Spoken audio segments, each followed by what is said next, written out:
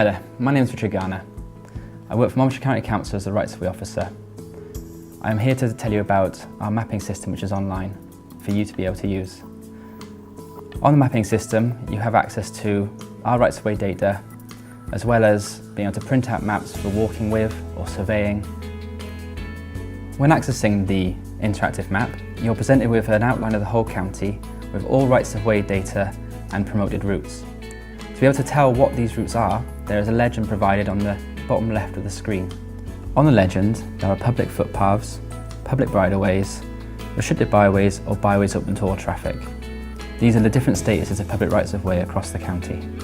These statuses are shown in different colours or different symbols.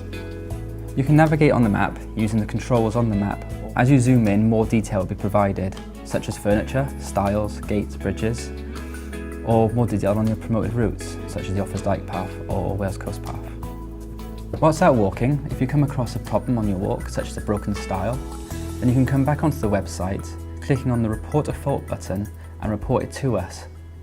In order to get to the website, please visit access.monmouthshire.gov.uk. A link is provided below this video for your use as well.